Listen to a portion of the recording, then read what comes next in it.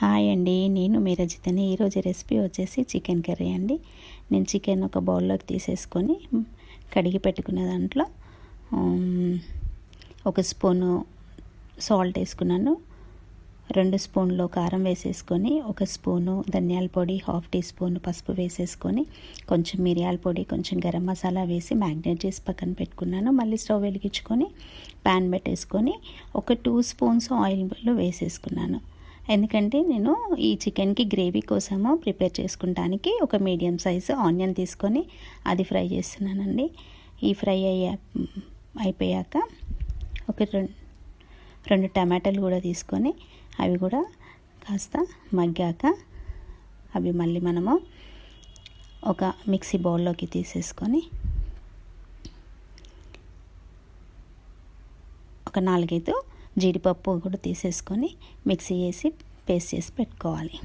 మళ్ళీ ప్యాన్ పెట్టేసుకొని ఇంకా ఒక 2 స్పూన్స్ ఆయిల్ వేసేసుకొని పచ్చిమిర్చి, ఆనియన్స్ అన్నీ వేసేసుకోవాలి. అవి కూడా మంచి ఫ్రై అయ్యాక ఈ చికెన్ గ్రేవీ కోసము నేను పేస్ట్ చేసుకున్నది చాలా బాగుంటుంది. అట్లా వేస్తే చారు లేకుండా కూడా తినొచ్చండి మనము. ఇలా 1 స్పూను అల్లం పేస్ట్ వేసేసుకొని పచ్చివాసన పోయేంత వరకు వేయించుకోవాలి.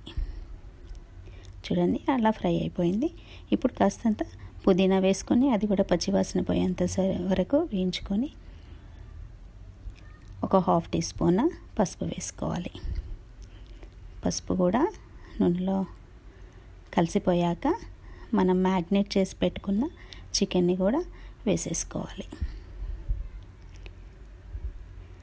అలా ఒకసారి కలిపి పెట్టేసుకొని లిడ్ పెట్టేసుకొని కాస్త స్టవ్ని మీడియం ఫ్లేమ్లో పెట్టేసుకోవాలండి. అలా కలిపేసుకున్నాక మళ్ళీ ఒకసారి లిడ్ పెట్టేసుకొని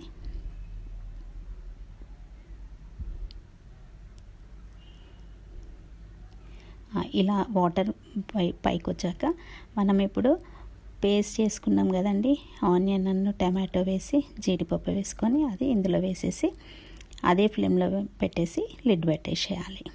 కాస్తంత గరం మసాలా